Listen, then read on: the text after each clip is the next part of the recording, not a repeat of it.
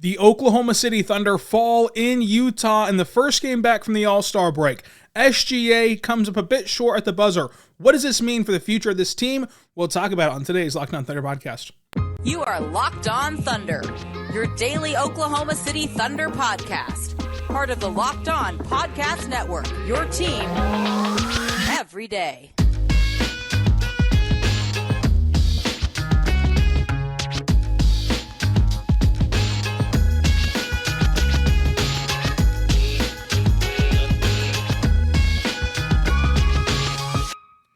Let's get it going on the Locked On Thunder podcast, on the Locked On Podcast Network, your team every day. I am your host, media member and editor-in-chief over at thunderousintentions.com, Rylan Stiles. You can follow me on Twitter at Rylan_Stiles. Follow the show on Twitter at LOThunderPod. Email the show, LOThunderPod@gmail.com. On today's show, brought to you by BetterHelp, we're going to dive into the Oklahoma City Thunder falling to the Utah Jazz in a critical game for the standings. What went right? What went wrong in this game, and where does it leave the Thunder in their first game back from the All-Star break? This podcast is sponsored by BetterHelp. It is not a crisis line. It's not self-help. It's professional therapy done securely online, available to people worldwide, and they have a special offer for my listeners. Get 10% off your first month at BetterHelp.com/lockedon. Let's start the way we always do with our game overview. Thank you so much for making us your first listen every single morning, every single day. We're here for you, talking Thunder basketball. Subscribe for free across all podcasting platforms and on YouTube so you do not miss an episode. Game overview: Chet Holmgren out with a foot injury, obviously. Ousmane Dieng out in the G League. Pokusevski still out with that leg injury. For the Jazz, they did not have Colin Sexton in this game. The Thunder start SGA, Josh Giddey, Lou Dort, and both Jalen Williamses. The Jazz start THT, Jordan Clarkson, Lauri Markkanen, Kelly Olynyk, and Walker Kessler. In this game, Lauri Markkanen was able to outduel SGA as they battle it out, and at the end of the day, Lauri Markkanen had a great game, as did SGA, and one of those guys had to lose. Like, it was a back-and-forth game where neither team led by more than 10 points, and at the end of the day, there's just a team that's going to have to lose at the buzzer, and for the Thunder, it was them. SGA went off for 39 points. He dished out 7 assists. He collected 8 rebounds. He had 2 steals, a block, went 0 for 2 from 3, 15 for 19 from the line, and 46% from the floor. He had his final shot bank out, and that's a shot that would have won the game. That's a shot that he hits more often than not. He played 40 minutes, and if I told you, hey, entering this game, the Thunder have the 10th seed. They need to hold off the Jazz for that 10th seed. They need to cling to this playoff position. And in this first game back from the All-Star break, I'm going to give you the shot of SGA at the buzzer. Everyone would sign up for that. Everyone would sign up for, hey, give me the shot to have SGA with the ball in his hand at the buzzer. It just so happened to rim out this time. And more often than not, I think that will rim in for OKC and for SGA, as we've seen so far this year with a couple of buzzer beater wins. He plays 40 minutes, and he still played a phenomenal game. Just because that last shot didn't bank home doesn't take away from how good he played. And in this game, he displayed so many great skills. And the biggest skill that kind of popped was his pace in transition, his ability to speed up defenders while he's not sped up at all. He's out running in transition, and then around the dotted lines, he's able to just slow himself down, which the defense can't slow down quite as quickly. So they're going to come flying to the stanchion, while SGA is just now through a restricted area and can just lay it in with ease. I think that you see his pace create so many open looks for himself, especially against a team that has length, that has shot blockers, that has the ability to pack the paint. He's got to get creative on how to still score at the rim. He did that in this game. It took a little bit of adjustment period. The first 5 or so minutes of this game were clunky offensively. They didn't really have a half-court rhythm. They couldn't really get into anything offensively. And the Jazz were being physical with SGA, and he was trying to figure out how to score at the rim. He did that mostly in transition, but as the game went on, you saw him be able to do that also in the half-court. And a lot of that is thanks to his mid-range game. Like, he uses his pivot so well to free up space in the mid-range, because eventually, as he just keeps spinning and spinning and spinning and spinning around, he's going to find a crease to get that shot off. Not to mention the shot that has just become synonymous with SGA is him just sprinting down the floor and then stopping on a dime at the elbow and knocking it down in the mid-range. A shot that's familiar to another Thunder superstar point guard once upon a time. In this game, he uses pump fakes very well to get Walker Kessler off his spot. He understands that Walker Kessler's a guy that's going to chase blocks. That was the MO in him in college as well. Of like he gets high block numbers, but he also chases blocks to where sometimes it can put you out of position. Blocks, by and large, are like risk versus reward, and sometimes you rack up 6 blocks in a game. Sometimes you over pursue and only get 2 and give up some open looks. And in this game, SGA did the best he could at trying to bait Kessler in the air and free up an area to shoot. I think that also the whole post game that you see from SGA continues to evolve. Like even in this one, he had an opportunity where he was backing his defender down. I believe it was THT on the low block, just backing him down, and eventually just rips through his arm and gets the N1 bucket. And that really helped turn the tide in this one on the offensive end. But perhaps the best move he made all night was along the lines of that pivoting mid-range, but it's where he kind of ball fakes once in the air, gets his defender up, and then steps through the next defender and just turns a shot fake into a step-through jumper, which is something that we've seen all too well from him in this game. But him and Lauri Markkanen duked it out as the two guys who are the favorites to win Most Improved Player. I think that it will go to Lauri Markkanen, but the Thunder and SGA, of course, have a strong case for why it should be SGA. That's the Most Improved Player. But Lauri Markkanen did his thing. 43 points, 10 rebounds, 2 assists, 10 for 10 at the free throw line, 3 of 12 at the three-point line, 53% from the floor, and the Jazz win 120-119.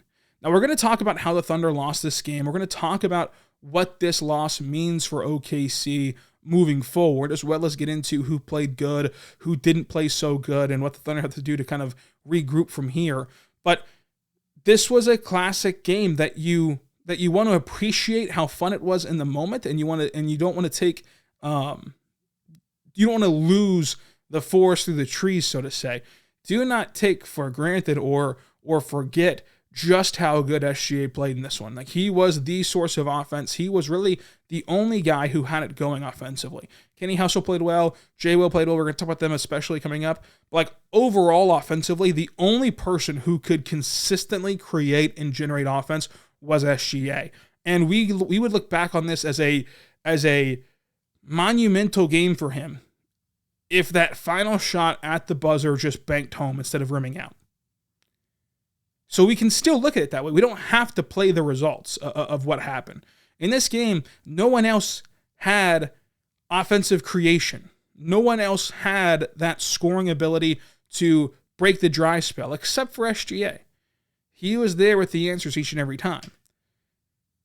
And again, had that buzzer beater gone in, I think that this game would be moved up the pantheon of SGA games to this point in his career. So allow him to still get that recognition for the game he played here. And Lauri Markkanen deserves a ton of credit. Like, Lauri Markkanen is the reason, I think, why the Jazz won this game. I think by and large, thanks to SGA, the Thunder outplayed the Jazz for a large chunk of this one, but Lauri Markkanen would not be denied. He's their all-star. He's their SGA equivalent. Of course, not having the 30-point per game season like SGA is, but still, he's their version of their all-star that leads their team, and he was able to have a really great game with 43 points and 10 rebounds. Like, he also impacted this in a big way. And you just saw two all-stars duking out, and sometimes you're on the wrong end of it. But how else did the Thunder lose this game? We'll talk about that and how the Thunder pivot from here, all coming up. But first, I want to tell you right now, better good friends over at BetterHelp. Right now, this show is brought to you by BetterHelp. Go to BetterHelp.com/LockedOnNBA. Go to BetterHelp.com/LockedOnNBA. And get yourself feeling your best self at BetterHelp.com/LockedOnNBA. When you're at your best, you can do great things, but sometimes life gets you bogged down and you may feel overwhelmed or like you're not showing up the way that you want to. You can be working through this with a therapist that can help you get closer to the best version of yourself because you want to feel empowered. Whenever you do, you can be prepared to take on anything that life throws at you. If you're thinking of giving therapy a try, BetterHelp is a great option. It's convenient, flexible, affordable, and entirely online. Just fill out the brief questionnaire to get started, and you can get matched with a licensed therapist and switch therapists anytime with no additional charge. If you want to live a more empowered life, therapy can get you there. Visit BetterHelp.com/LockedOn today. That's BetterHelp.com/LockedOn today to get 10% off of your first month.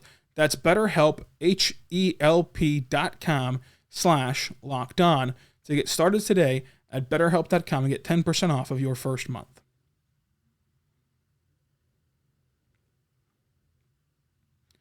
We're back on the Locked On Thunder podcast, on the Locked On Podcast Network, your teams every day. Thank you so much for making us your first listen every single morning, every single day. We're here for you, talking Thunder basketball. Subscribe for free across all podcasting platforms so you never miss an episode. And we'll be back again tonight to recap the game against the Suns on ESPN. But how did the Thunder lose this game against Utah? The Thunder were up by 9 points, entering the third quarter, and that should be their quarter. And they found a way to grow that to like a 10-point lead, of course, and eventually did lead by 10. But the Thunder then fell 120 to 119, and the Jazz only were able to grow an 8-point lead at one point. That was their largest lead of the night. This game saw 7 lead changes, 6 times tied. The big thing in this one was that the Thunder did not dominate the third quarter. Like, that was it. They'd had a really good second quarter, but they lost the third quarter by 1, and the Jazz won the fourth quarter by 8 points, and that was all she wrote. Had the Thunder came out of the locker room with their typical MO of dominating that third quarter, which is typically their best frame of the season and has been all year long, they win this game. And while that sounds overly critical or like expecting them to be perfect, the margin for error is so thin in these games that if you do not play up to your standard each and every night, you're going to lose. Like, this team does not have the luxury of being able to mess up in certain areas and still win. Like Boston, for example, today against Indiana, did not play a great game. They did not play up to their standards. They did not play up to their ability, but they are so good. They're so battle-tested. They're so talented that they could overcome it, and they could beat Indiana still. For a young team like the Thunder, the youngest team in the NBA, the second youngest team in NBA history, if you play outside of yourself for even just a little bit of time, you're going to get beat. And that's part of the learning experience. It's part of the growing experiences for OKC. But they fall 120-119. The Jazz were a +4 on the glass. The Jazz turned the ball over 21 times. The Thunder got 21 turnovers to OKC's 10. The Thunder were a +11 in the turnover category and still lost this game by 1 point. The Thunder won points in the paint 62-56. The Thunder lost fast break points by 1. They lost second chance points by 3. The Thunder shot 40-21-77. The Jazz shot better in all categories, 42-27-85, and the Jazz narrowly escape in OT. I think that it's arguable that the Thunder were the better team for the majority of this game, but they just could not close out the contest, and that's just the way that basketball works sometimes. And afterward, Mark Daigneault of the Thunder, of course, head coach, told Joe Mazzulla of the Oklahoma, and that the locker room was disappointed, and that's a good thing because it means that we are invested in this game. That's what he said after the game, and I agree. I think that, when we talk about this season, it's easy to sit here and try to keep things in perspective and try to talk about how house money this season is and try to temper everything. It's okay to get excited about this team. It's okay to get excited about this game. It's okay to get excited about wanting to win and then disappointed in turn when things don't turn out that way. It's okay to invest in this team. These are the same guys you're going to be investing in next year. These are the same guys that you're going to be investing in 5 years from now. Like, this is the team that you're going to get behind eventually. You can get behind them right now and just not take it to that nth degree. You can be disappointed today at your water cooler, at the office today, while also putting into perspective later on, hey, it doesn't really matter because they're going to get Chet Holmgren back. Even if they don't make the playoffs this year, they're going to get a good lottery pick and they're going to bolster this roster and all those other crutches that you can fall on to protect yourself later on. But in the here and now and in the moment, it's okay to say, gosh, I wish they could have gotten that game. I really enjoyed watching this team win. I really enjoyed watching this team kind of go on a run and stick it to the national media and make a play-in run. Like, it's okay to want those things without jumping off of the deep end or without you being the crazy one. And so when you ask yourself what comes next, look, it's still the same scenario. And I think that we are still viewing this as a football season where, like, each and every game is altering our brain chemistry of, like, had the Thunder won this game, it'd be caution to the wind play-in time, and since the Thunder just didn't have their last shot rim into the game, now all of a sudden it's doom and gloom tanking time. It's none of that. The Thunder are a half game out of the play-in. They play the Jazz 3 more times. If they win all 3 games against the Jazz, they flip this thing upside down. They have the tiebreaker over Utah. Yes, the Thunder do have a brutal back-to-back, when now they're going to fly to Phoenix, but they're the youngest team in the NBA. They're coming off of a week off, as a team, and they've shown in this spot to be very impressive. In a spot where there's no shot that they can win, the deck stacked against them, you're playing on national television, you just lost a game the night before, they've shown the rise to the occasion. See, a couple weeks ago, whenever they were embarrassed by the Golden State Warriors in Golden State, they go over to LA to play the Lakers on a record-setting night for LeBron, and they win that game and spoil that historic moment. This young team has been able to show up big in spots like this. So just because SGA's buzzer beater not bank in doesn't mean the whole thing is derailed. It does mean that this season will be defined within the next 6 games. We've been kicking the can down the road and down the road and down the road of when this season will take shape. It's here. These 6 games, however the Thunder navigate these 6 games at Phoenix tonight, and then a home stretch of Kings, Lakers, Jazz. However that gets sorted out is how this season will move forward. If you're still in the play-in hunt after that stretch, well, then you're in the play-in hunt for the rest of the season, and we can stop kind of having these reservations. If you're in the play-in after that stretch, you're really, really cooking. And if you go through this stretch and you lose to the Suns tonight, who are a title contender, and you lose to the Kings a couple of times in the Paycom Center, who are a top 3 seed in the West, and then you lose to the Jazz twice and lose to the Lakers, 3 play-in proponents, well then okay, then you pack it in and you move forward for the lottery, and you say, well, this was a very fun season while it lasted, and you move forward to draft lottery and draft preparation, and you just think about how you can bolster this roster. Either way, it's a house money season, and it's okay to feel the emotions of these seasons. But that emotion does not mean that the season is over because of one tough loss in overtime in Utah. Because on that same token, what we just talked about, what if you win in Phoenix? What if you split against the Kings and then sweep the Jazz and beat the Lakers?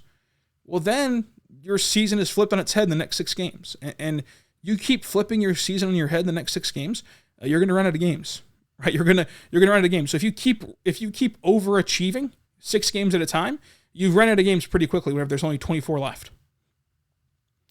So that's what's up to come for OKC. And as we just laid out, everything is still in front of this team, as we did on yesterday's show and now again on today's show. Nothing really changes based upon this one game. Now, this is going to be a key developmental point for OKC. As we talk about this season being so important for development, that's not just throwing Trey Mann out there for 20 minutes. That's not development. Development is things like tonight. This team just had a gut punch, and arguably the biggest gut punch that this group has ever suffered, of everyone understood, hey, coming out of the break, we're in control of a playoff spot. SGA said after the All-Star game to me that they need every game. J-Dub talked about how they want to surprise and make the play and surprise the world. They just got punched in the mouth. For the first time ever, they let themselves get excited about kind of making this run. They got punched in the mouth. They talked about how hard it was to take in the locker room after the game from Mark to SGA saying the same thing later on in the night. How do you respond? Do you let one loss turn into 2, turn into 3, and then you have to learn from that? Or do you learn the lesson from tonight's game and you stop this kind of skid right here in Phoenix in a stand up in a big way and win a big road game at the Walking Stick, or whatever the arena is called in Phoenix nowadays, and get a big win over the Suns? This is part of the developmental process. And no matter which way it goes, if it's a big win tonight or a loss tonight against the Suns, either way, it is not an indictment on the long-term future of the Thunder. It's just a measuring stick and a developmental data point for the here and now. This is still a very fun season. This is going to still end in a very fun way. You should still be very excited about the future of this team no matter what they do. Like if this team never wins another game the rest of the year, it's still incredibly exciting for the future of this Thunder team. If this team wins every game from now until the end of the year, it is still incredibly exciting for the rest of this Thunder team and the Thunder seasons of next year and the year after and the year after. Either way, it's awesome. Do not forget that. We'll talk Jay Will, we'll talk Kenny Hustle, who are also awesome in this game. We'll talk Josh Giddey and Lou Dort to round out the show, all coming up. But first, I want to tell you right now about Nissan. And it's that time. Again, It's time for the Nissan's Most Electric Player of the Week. It's brought to you by the all-new, all-electric 2023 Nissan Ariya. You can see pretty easily who the Electric Player of the Week is going to be for the Oklahoma City Thunder and the Locked On Thunder podcast this week. It's going to be SGA, who is elegantly powerful, just like the Nissan Ariya, because while he is able to score at the rim, he doesn't do it entirely by bruising, but is still able to utilize that post move that we talked about earlier, where he's ripping through defenders and absorbing contact and then finishing at the rim. It's elegant but powerful. It is brilliantly fierce. He's a fierce competitor and an electrifying player, just like the Nissan Ariya. So check it out today by going to the 2023 Nissan Ariya, which packs a punch and a pin-to-your-seat power with a premium intelligence all-in-one EV. It is all new, all electric. The 2023 Nissan Ariya. Shop now at nissanusa.com. The EV for people who love to drive. Check it out today. And check out SGA, who could be in line for another Western Conference Player of the Week as long as he closes out tonight against the Suns and Sunday against the Kings in a very high fashion. So, check it out today at nissanusa.com. We're back on the Locked On Thunder podcast, on the Locked On Podcast Network, your team every day. Thank you so much for making us your first listen every single morning, every single day. We're here for you, talking Thunder basketball. For your second listen, check out the Game to Game podcast for the NBA show on the Locked On NBA feed, which is delivering you a recap from the night before in the association in 15 minutes or less. So make sure you check them out over there. I want to talk about Jay Will in this one. He was awesome. 11 points, 6 rebounds, a block, 3 for 4 shooting from 3, and 57% from the floor. That was a great game from Jay Will. Kenny Hustle also played great. He was 1 for 1 in the mid-range, which is he's having a career year right now in the mid-range shooting as well for Kenny Hustle. 7 for 10 from the floor, 70%. 2 for 4 from 3, 50%. 4 rebounds, 3 assists, 16 points. And he actually had some very tough rim finishes. I think that got undersold a bit in this game. And timely buckets. Kenny Hustle has sneakily had a lot of key moments, especially shooting the 3-ball. Like in this game, he put OKC up by 3 with 2 minutes left with a clutch 3. Now, the Thunder, of course, didn't hold on to that, but he was able to do it in this game. The big question from this game is Josh Giddey's output and the question of can he just be more effective? And maybe if he was more effective, would the Thunder have won this game? He played in 38 minutes. He scored 18 points, 11 rebounds, 3 assists, 2 steals, 3 turnovers, went 2 for 3 from the line, 0 for 5 from 3. When you really break down his shooting, 0 for 5 from 3, you just kind of live with that at that point. Like he's gotten better from a 3-point shooting standpoint, but you understand he's going to miss a lot of threes still. He missed 10 shots inside the arc, and of those 10 shots, he missed 5 floaters, which is an extraordinarily high number. Usually, he'll make more than he misses. He got blocked by Walker Kessler once. He missed, a couple of putbacks where it's just tip-ins that sometimes they roll in, sometimes they roll out, and there's not much science to it. There is some, but there's not much by and large. But this was just an off game from Josh Giddey, who still found the way to be impactful, but yeah, he needs to be more efficient overall. Lu Dort, kind of in that same boat. 0 for 4 from 3, only shot 28% from the floor, but scored 11 points with 11 rebounds, 4 assists, a steal, and a block. He still played really good defense. He still made an impact by getting 11 rebounds, but just could not find the bottom of the net. And before the injury, he was shooting very well from 3 and had really turned a corner from his 3-point shooting. These last couple of games has been not so good from distance, but those things are subject to fluctuate pretty quickly. And lastly, J-Dub. J-Dub, 40% from the floor, 6 rebounds, 2 assists, a steal, 9 points. He used his length for that scoop layup to really help incorporate some offensive generation against a really lengthy Jazz team. He had a good attack in this one. That's been a big thing for OKC to see from their rookie of Mark talking about it, about how that they need to see him be more aggressive, need to see him be more assertive in the offensive game. I thought that this was one of his better games of being aggressive and trying to generate his own offense and trying to generate his own looks and not necessarily waiting around until he gets the wide open look and going and trying to find the crease. It resulted in shooting 40% and scoring 9 points. But I think that it's really, really good for him to start to try to look to generate his own offense. 1 for 4 from 3. And something that I've talked about before with him and even asked him about is just how good he is at putbacks. He had 1 tip-in putback and then 1 massive slam putback. Synergy ranks him in the excellent percentile in putbacks the last time that I checked, and this game will go a long way in getting him back up there. So J-Dub played well. I would be curious to know if he felt like he was any better prepared for the altitude today than he was at Rising Stars. He said at the Rising Stars game afterward that the altitude really messed with him and he couldn't catch his breath for the first quarter. And you can go listen to that interview on the Locked On Thunder YouTube page. But I wonder if that helped him at all and if he felt any differently today at Vivint Arena. So that's the game. The Thunder fall to the Jazz, and a tough one for the standings. The MVP of the contest is SGA. For the Thunder, for the Jazz, of course, it's Lauri Markkanen.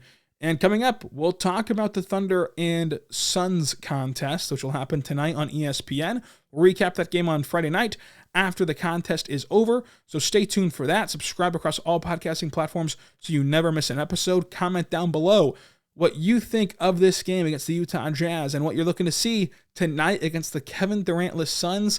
Can the Thunder get back on track?